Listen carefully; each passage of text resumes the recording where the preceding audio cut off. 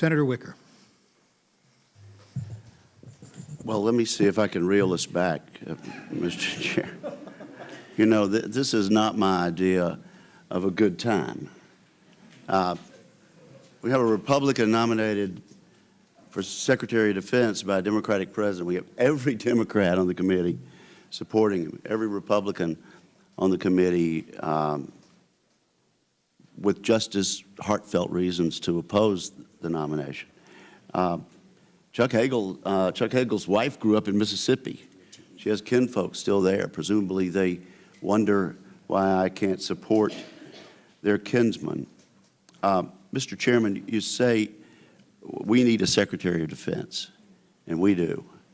The acts of today by North Korea demonstrate that. What's going on in Iran demonstrate that. But we need the right Secretary of Defense.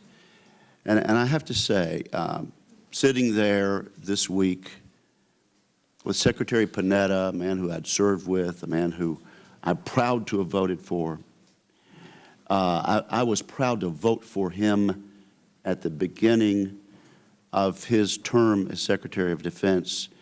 And here at the end of that term, I'm just as proud. Mr. Chairman, I would be delighted and eager to vote for you for confirmation as Secretary of Defense. I would do that without hesitation. I would have voted for Senator Warner, Senator Nunn. Clearly, Senator Hagel brought the right people with him. But we need the right Secretary of Defense. And Chuck Hagel is not the right Secretary of Defense for this time. We need a Secretary of Defense who can stand before the world and articulate that we reject a policy of containment of a nuclear Iran. We need a Secretary of Defense that can stand before the world and be clear in making the point that the Iranian government is not a legitimately constituted government.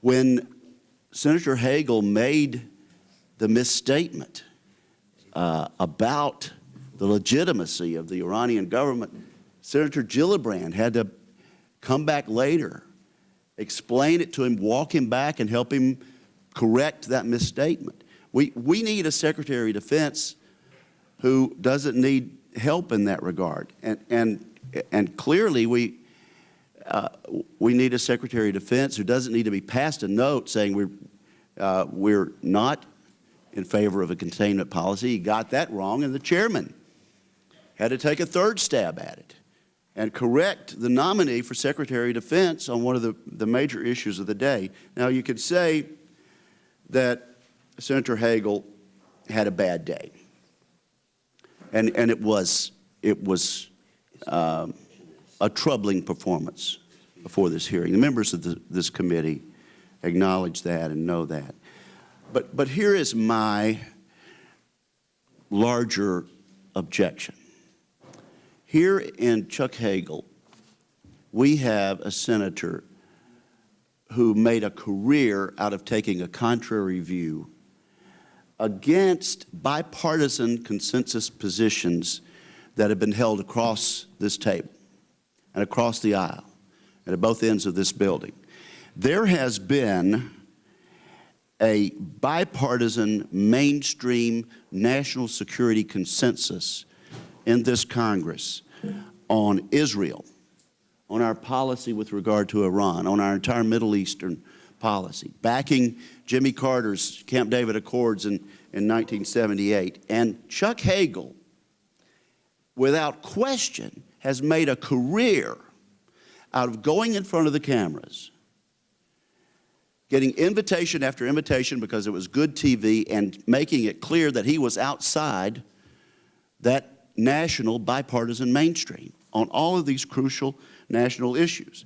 Now, suddenly, he is the nominee, and we are to believe that he's squarely in the mainstream of American thought in this regard. This is the individual who said the Israeli government essentially continues to play games. He's the individual who said he didn't believe in unilateral sanctions because they don't work and they isolate the United States. And a week later, when it's necessary to say something different to the senator from California, he walks that back. He's the same senator who decried the systematic destruction of an American friend by the country of Israel, and who said there is a Jewish lobby in this country that gets its way through intimidation, and that results in this government doing dumb things.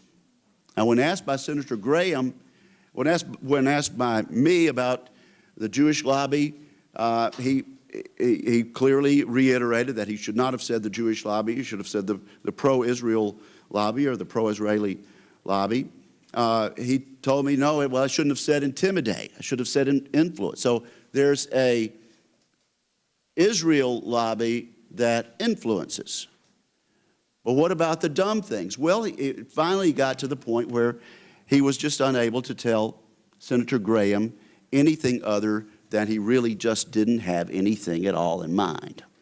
This is a man who has planted himself for 8 years in the United States Senate, clearly, as Senator Graham says, not in the left lane, not in the center lane, not in the right lane, but in the Chuck Hagel, outside the mainstream lane.